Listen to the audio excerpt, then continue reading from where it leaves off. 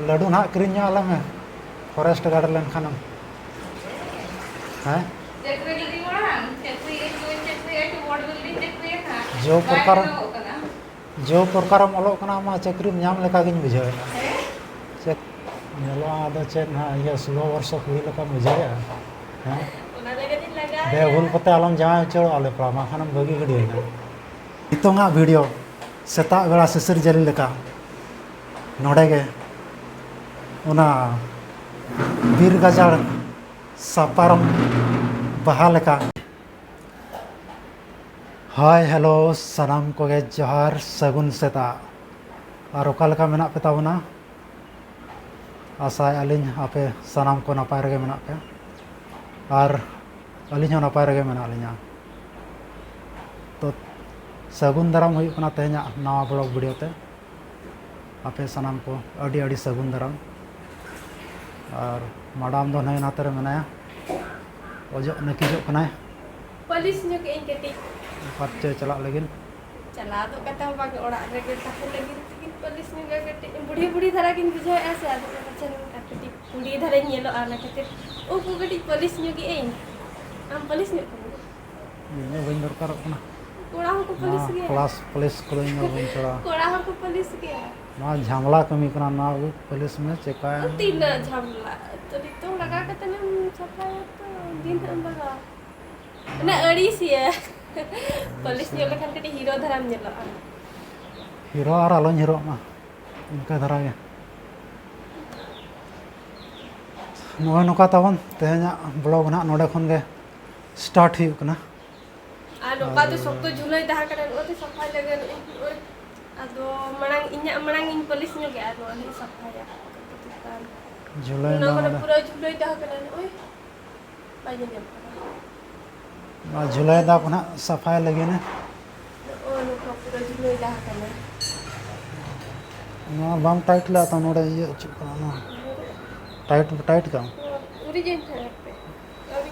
tight में खाम बहुत रे nyuram तो नोय नोका तेहना पागो दा सितुमा को नोय नोका और दाग को ताव नोते तो बाय दाग का नोना को सफाई लगी ना ना आ पालवा नेल मिसनो के चले का जगह जल्दी को लगाओ का ना अगु करम सुन जली लगा पारवा को जराया दिन तो नुआ सफा सफा पे ने ओड़ा रे सिम मिना को लेकिन बुझल दिन के सफाई ना और नातरे मिन होड़े सफाई नोतेरे मानी मैडम और नातरे नई ना इरिल कुड़ी सफाई हने अंतरे पोछा पोछी छोंच लोता है नहा कुड़िया छोंच लोता ने उनका इरिल कुड़ी पुरखता ताहे कना भुवनेश्वर आदो नते हेज आकना अदले मेताय कना ओड़ा रे चेन बम चिकाया ताहे नगो मा किछि दिन ना मने और फॉरेस्ट गार्ड ता पुरखा में और चला ना फॉरेस्ट गार्ड तो मेना फॉरेस्ट गार्ड पुरखा तो मेना एनखान बुरु ना मोर होया तो है अच्छा अच्छा ठीक है बेस लगा ओलो में तो फॉरेस्ट गार्ड रहो नाम में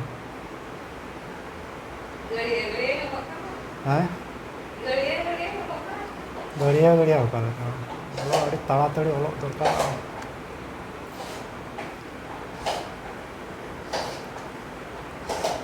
नोय नोका तो चलो का छोंच लोता कार तम सेंटर आकना आमा सेंटर तम कार होय कॉलेज तुम बाय हेरा का अड़ी जिलिन ना nyutum तो और उनका गाम आजम बड़ा का उनका जगह सेंटर हो बाम आजम बड़ा का उनका जगह सेंटर है उनखान उना हो बाय हेरा का नवा नोका चलो ना लड्डू ना किरिंग आला में फॉरेस्ट गार्डन लेनखानम हैं जो प्रकार ओलोग कना मा चक्री नाम लेका गिन बुझावेला चक्री नाम लेका गिन बुझावेला का जापिद गिफ्टिंग के भी लोग नाम में तो और नई माड़ा हो मेना निया दो 28 तारीख में आता है खोरदार सेंटर है फॉरेस्ट गार्ड उनको बुरु दिसम हड़ बुरु ना को रोया अड़ी बुढ़ी गिन ले लेते इनमें लगा के फिर बुढ़ी बुढ़ी नेलो आदो चेत ना ये 16 वर्ष हुई लका बुझाया हैं उना लगे दिन लगा बेहुल कते आलम जाय चो आले प्रामा खानम बगी गडी ना अपनार दम उयहर ओना को बइन लगावा कोड़ा आगे आलुन नेलो मा माखान छुटकी माना को नहीं दो हाने चेक कोचंगे जरड़ी जम करा बहर चिकाय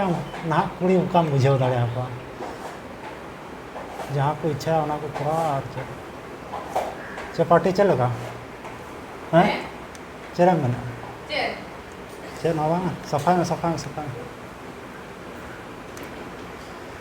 पूरा सफाई चलू का नुका ब्लॉग बना हो अपना मा बाम बड़ा दो कैमरा में सब खान का ब्लॉग हुआ उनका भाई ना उनका सफाई वहाँ नते बाहर ये हवा देखना बाहर लसद कटा नरू बकान ना ठीक गया तावन और तेहन दो हुई कना 14 तारीख अप्रैल 14 तारीख और ओडिशा रे दो तेहन दो पुना संक्रांति को मना छतिक को मना मिट लेकिन परब कन तको और तेहन हो और मिट खास दिन कना तेहन दो डॉक्टर बाबा साहेब भीमराव आम्बेडकर मिट जयंती कना और आबो आदिवासी एसटी एससी ओबीसी माइनॉरिटी नुकु दो उनिया जन्म माह अड़ी धूमधाम रे मनाव दरकार कान गया और तेहन ना नोडे को मनावा दिनंग टाउनशिप रे ना मनावा टाउनशिप इन मेना आले नोडे ऑडिटोरियम हॉल मेना ओडे ना को मनावा अदो दिनंग मना आर मिटी वीडियो रे दिनंग ना बन तैयारा और बाबा साहेब भीमराव आम्बेडकर दो संविधान तैयार ले उन्हीं के मेन ले थाने संगठित माने यूनिटी और संघर्ष संगठित और मिट्टी जो कना एजुकेशन शिक्षित में संगठित में और संघर्ष में लड़ाई में हक नाम लगे लड़ाई में और शिक्षित में और जुमीद में के बाबा साहेब भीमराव आम्बेडकर मेन लेता जहाँ भारत रत्न उपाधि नाम का इन तेहन जनाम माह ना मनावा और अब आदिवासी उनिया जनाम माह मना दरकार कान गया चिकाते उनी अब को माने मेन स्ट्रीम ते अगू लगिन आजा कुरुमुटु बांगमा सैक्रिफाइस ताय अड़ी गान ताहे कना समाज मिट प्रकार दे सुधर ओटो अकाउंट बना और नौका दिन ताहे कना जे अब आदिवासी दलित माइनॉरिटी अब स्कूल रे बाको ऑल पढ़ाव चवन कन आजा माध्यम तेगे बाबा साहेब आम्बेडकर माध्यम तेगे तेहन अब अड़ीगान संविधान नांग अधिकार बन नाम दाड़े का वीडियो अड़ी जिलिño कना ओना इदी कातेन नितोंगा वीडियो सेता बेला सिसर जली लेका नोडे गे ओना बीर गाजार सापारम बहा लेका न्यूर तोरा गोसोइन लेका नोडे गे तेहना ब्लॉग वीडियो दिन के चेक का और बांग मैं थुकुम दो का सानाम को के जोहार